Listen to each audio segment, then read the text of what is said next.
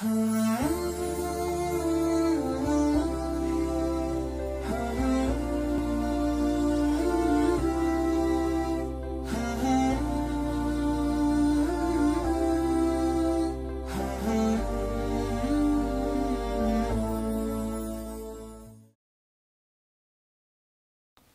çeksiz, ırayım ekenen, kudrettүү. Kimde kim paygambarga baş iyse al Allah Taalaga baş iydi dep aytkan.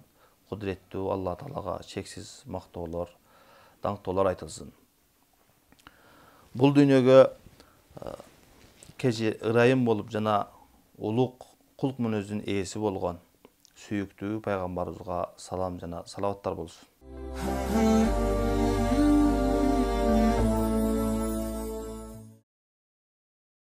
Урматтуу телекөрүүчүлөр, сиздер Аян телеканалында Марва телестудиясынын орозо айына арналган Райян теле долбоорун көрүп жатасыздар.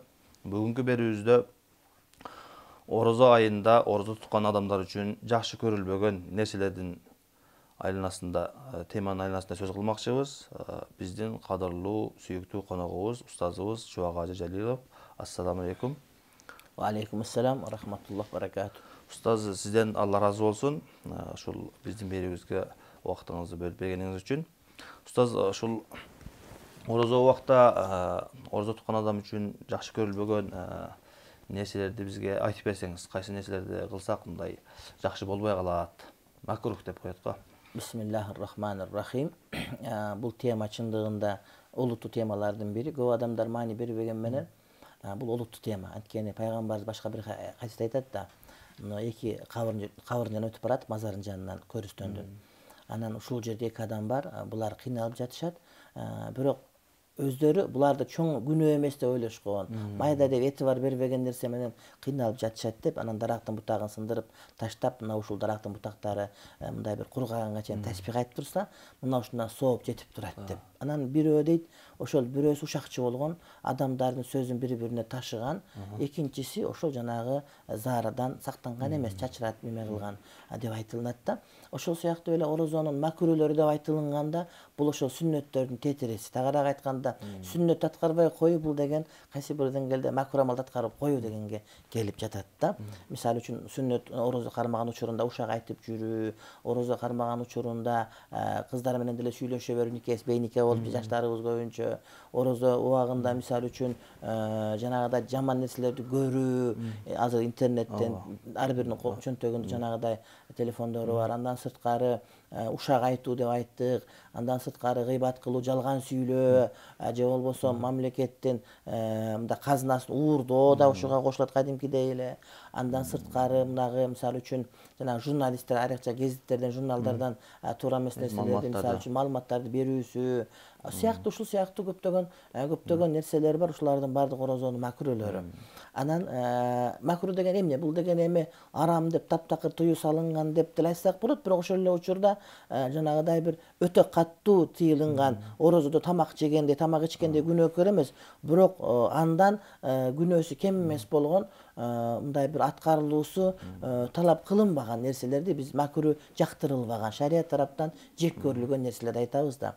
Анан алымдарыбыз кээ бир мындай бир фикхи, фар'ий маселелерди, орозонун макрүүлөрү деп белгилеп кеткен. Мисалы үчүн бир адам таңын атып калганда шектенип калды, сааты жок болуп калды, азан чуктап калган болуп, атып калды, атпай калды деп калган учурда тамак жеген мисалы үчүн макруh. Анткени өтө маани бериш керек бул маселеге. Эгер саатыбыз так билет эле, календар так билет эле, учурдан пайдаланып ошол жанагы муфтияттын чыгарган календарына мындай бир өтө маани бериш керек дейт элем. Анткени азанчылар уктап калат, анан кээде ар кандай молдолор чыгып калып, болбойт менин көзү көрбөй калганына канча жыл болгон, анан чыгып эле азыр таң ата элек башка деп туруп адамдарга жарым саат, бир саат кеч калдырып койгондор бар. Ошондуктан Кудайдан коркуп ошол муфтияттын өзүнүн жанагы таквим календарына баш ийип ошону карманыш керек. Бул олуттуу эмгек, ошону карманыш керек дейт элем. Адамдардын орозосу кылган ибадаты бузулуп калбаш үчүн. Албетте, сөзсүз түрдө. анткени көп учурда кээ бир молдокелер чыгып эле мага көрүнгөн жок деп үйүн түнүп отуруп айта берет да. Болбосом чымшык сайрап качан эле жанагыда таң атып адамдар дыйкандар көчөгө чыгып кеткен болот. Тириликке кетишкен болот. Кеткен болот. Адамдар ошого этият болуш керек. Анан жеке адамдар кээде мен мойнума алам деп айта берет экен да. Ал кыяматка барганда өзүнүкү мойнуна албай калат. Ошондуктан мойнума алам, кыла бер, мен жооп берем дегендерге маани бербеш керек. Илим жооп бериш керек. Атайын расмий муфтияттын календарын караса, бул ошол Таквим Уммул Кура, анан Египеттики, Пакистандыкы, Ислам академияларыныкы, Сауд Аравиясынын өзүнүн таквимдери менен, андан сырткары илимий негизде далилденип, ошого мындай жооп бериле турган комиссиянын лажнанын чечиминде чыгарылган календар. Ошон үчүн ага өтө маани бериш керек. Андан сырткары дагы бир нерсе, бул ошол адат болуп калган сагыз чайноо дагы маселеси. Кээ бир адамдар жанагы жаңы сагыз чайнаганда даамы бар шилекей менен кирип кетип бузуп коюп коркунучу бар. Анан кээ бирөө утур чайнап, кайра кулагына чаптап алып, кайра чайнап, мунжуты кетип калды дейт го. Бирок ошол деле макру, анткени ошол жанагы бир азы бөлүнүп, үзүлүп, ошол тамакка кирип кетиши мүмкүн, айрыкча ирип кеткен учурда. Андан сырткары деги эле сагыз чайноо бул үммөттүн эркектерине макру, бул ошол аялдарга таандык, анткени аялдар ошол сагыз чайнаган болсо аларга макул деп табылат дагы. Бирок алар деле элдин көзүнчө мындай чалчаңдап чайнабаш керек, бирок негизинен чайнаганга. Эркектерге бул хидая шарифте келет, макру деп келет, өтө зарыл болуп калган учурда, тиш тазалоо керек болгон учурда же болбосо башка. Телевизордон карап отурсаң кээде чоң адамдар деле чоң жерде отуруп чайнап аткандар бар да, ошол өтө ыңгайсыз, өтө туура эмес маселенин адепсиздикке жатат. Адепсиздиктин катарына кошулат. Бул жерде дагы байкаган нерсем устаз, ислам дини ушул адамдардын кылган ибадатынын мындай толук жакшы болушуна өтө көңүл бурат экен да. Албетте. Жана айткандай парыз, сүннөт, мустахаб адептери болгондой эле дагы ушул ибадатты бузуп койбоо үчүн ибадатты буза турган нерселердин эң чоң нерселер жанагы тамак жеген, мисалы үчүн. Андан кийинкиси макрухтар деп, бул дагы ошол кичинекей нерселерден сактансак, биз чоң нерсеге түшүп калбоодон сактайт деп ушул нерселерди бизге буйрук кылган деп байкап турам да. Ооба, мисалы үчүн жанагы үйдүн үстүнө жанагы неме деп коебуз, сатык деп коебуз, крыша деп айтабыз. Үстүнө чыгып, азыр бизде үйлөрдүн үстүлөрү тегиз го, жанагы этаж үйлөрдө. Ошо чыкпа деп айтат, кулап чүйөсүн деп. Бирок ошо кулап чүйүү коркунучу ошонун кырына келип калганда билинет да. Ошон үчүн жанагы кайсы бир нерсени бул арамга барба, арамдан мурда макру деп айтып атканыбыз, ошол макруга кирбесе арамга кирбейт деген сөз да. Эгерде макруга кирип кеткен болсо, бул арамга тез эле кирип калышы мүмкүн деген сөз. Ошол жанагы этиет чаралары шариатта каралганда, мындай бир адамдын акылына келбеген бир жол менен каралган, ушунча алтеңгелде кимдеги макрудон тартынса, бул парздан тартынат деген маселе. Анан могу бизде ушундай бир адат жайылып кеткен, орозо учурунда тамактан ооз тийип дамын көрсө болот, кеңири болуп кеткен да. Туура, эгерде жанагыда күйөөсү абдан ачуулуу болуп, тамактын таамы туура эмес болуп калса, уруп жибере турган, муштап жибере турган акмак пейили, бир ит пейили күйөөлөр болуп калса, ошолордун аялдары тамактын таамын татып көрүп, бирок кайра сыртка түкүрүү керек болот.